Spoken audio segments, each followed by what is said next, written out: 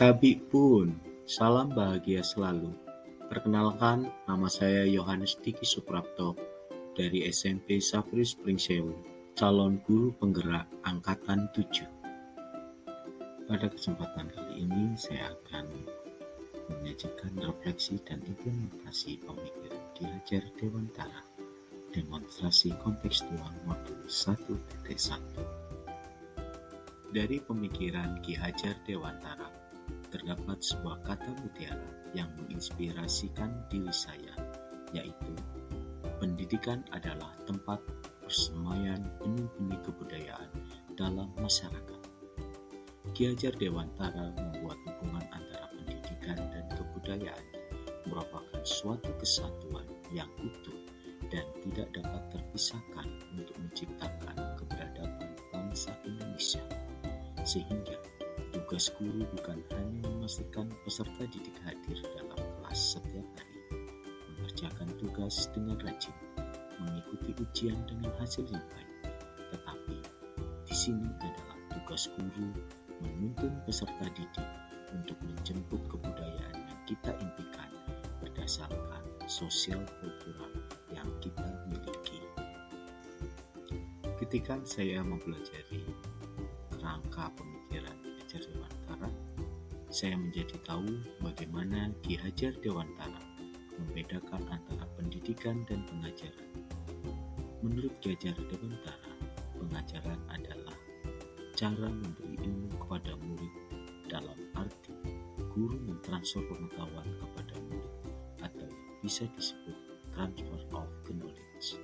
Sedangkan pendidikan memiliki makna yang lebih luas, bahwa pendidikan adalah menuntun segala kodrat yang ada pada anak-anak agar mereka dapat mencapai keselamatan dan kebahagiaan yang setinggi-tingginya, baik sebagai manusia maupun sebagai anggota masyarakat.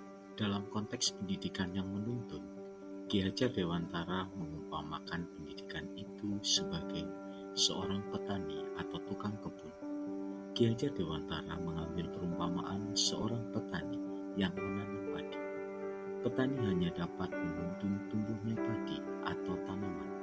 Petani hanya bisa memperbaiki kondisi tanah, memelihara tanaman padi, memberi pupuk dan air, membasmi ulat-ulat atau jamur-jamur yang mengganggu tanaman padi. Meskipun pertumbuhan tanaman padi dapat diperbaiki, tetapi Pak Petani tidak dapat mengganti kodrat padi menjadi jagung atau tanaman lainnya. Petani tidak dapat memelihara tanaman padi tersebut seperti cara pemeliharaan tanaman kedelai, tanaman jagung, atau tanaman lainnya. Ini berarti petani harus merawat tumbuh kembangnya sesuai tanamannya, yaitu padi harus disesuaikan rawatannya dengan kodratnya. Begitupun sebagai seorang pendidik harus merawat tumbuh kembangnya peserta didik sesuai dengan potensi yang dimiliki. Peserta didik diibaratkan seperti biji tumbuhan yang disemai dan ditanam oleh petani. Dalam proses menuntun peserta didik diberi kebebasan dalam kemerdekaan belajar yang sesungguhnya. Ketika berbicara dasar-dasar pendidikan yang menuntun, Ki Hajar Dewantara telah menyampaikan bahwa kekuatan sosio-kultural menjadi proses menebalkan kekuatan kodrat anak yang masih samar-samar. Pendidikan bertujuan untuk menuntun anak untuk menebalkan garis samar-samar agar dapat memperbaiki menjadi manusia seutuhnya, sehingga anak bukan lagi sebagai kertas kosong yang bisa digambar sesuai dengan keinginan orang tua, pendidik, ataupun orang dewasa yang ada di sekitarnya. Bapak Ki Hajar Dewantara juga berbicara tentang kodrat alam dan kodrat zaman. Ki Hajar Dewantara menegaskan bahwa pendidikan anak berhubungan dengan kodrat alam dan kodrat zaman. Artinya, pendidikan harus disesuaikan dengan alam dan zamannya. Kekuatan sosial budaya Indonesia yang beragam dapat menjadi kekuatan kodrat alam dan zaman dalam mendidik atau menuntun kekuatan kodrat peserta didik. Satu hal lagi yang saya dapatkan dalam pemikiran pendidikan menurut Ki Hajar Dewantara, yaitu budi pekerti. Ki Hajar Dewantara mengatakan bahwa budi pekerti menjadi bukti nyata keselarasan hidup antara cinta rasa, karsa dan karya. Keselarasan hidup anak dilatih melalui pemahaman kesadaran diri yang baik tentang kekuatan dirinya, kemudian dilatih mengelola diri agar mampu memiliki kesadaran sosial. Disinilah peran penting seorang pendidik untuk senantiasa menjadi pamong yang harus mampu menjaga, membimbing, mendidik peserta didik dengan penuh kasih, sehingga peserta didik mampu menjadi manusia yang mandiri, manusia yang merdeka dan bermanfaat bagi sesamanya. Strategi yang bisa saya lakukan untuk mewujudkan pemikiran Ki Hajar Dewantara adalah: yang pertama, pembelajaran berpihak pada murid. Penerapan pembelajaran yang berpusat pada murid, pendidik harus mengembangkan ataupun menggunakan model-model pembelajaran yang berpusat pada peserta didik dan model-model pembelajaran masa kini sesuai dengan kodrat zaman. Kedua, pengembangan keterampilan abad 21, yaitu pengembangan keterampilan 4C, antara lain communication, collaboration, critical thinking, dan creativity. Itu harus senantiasa diberikan melalui pembelajaran. Dengan ini, maka kita sebagai pendidik akan bisa mengembangkan kodrat alam dari setiap peserta didik. Ketiga, penanaman budaya gotong royong. Budaya gotong royong ini merupakan sosial kultural yang ada di daerah kita.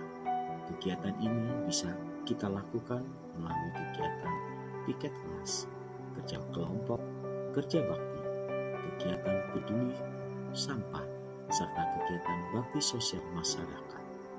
Penanaman budaya gotong royong ini menajamkan garis samar-samar peserta didik terkait dengan penanaman budi pekerti. Keempat, penanaman budaya keimanan atau religius.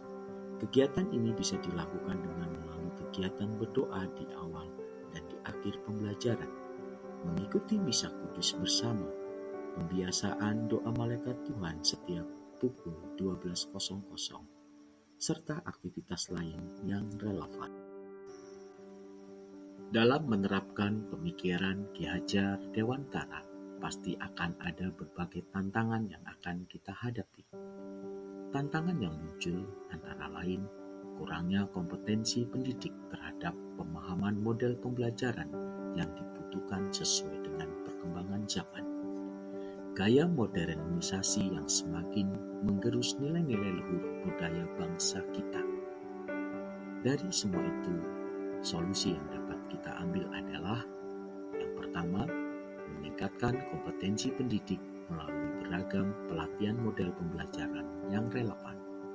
Yang kedua, belajar dari berbagai sumber yang sesuai dengan perkembangan informasi yang sangat pesat dengan mengedepankan kearifan lokal yang kita miliki. Yang ketiga, untuk menghadapi modernisasi yang semakin menggerus kebudayaan bangsa kita, seperti budaya gotong royong dan religius, ini dapat dilakukan dengan cara membangun komunikasi dengan pemangku kebijakan internal, yaitu kepala sekolah dan orang tua secara rutin dan efektif, sebagaimana yang diutarakan Ki Hajar Dewantara, bahwa keluarga adalah pilar utama pendidikan. Maka, komunikasi di antara ketiga hal itu harus dilakukan secara rutin dan efektif. Demikianlah pemaparan dari saya selaku calon guru penggerak tentang demonstrasi kontekstual, refleksi dan implementasi pemikiran Ki Hajar Dewantara. Sekian dan terima kasih.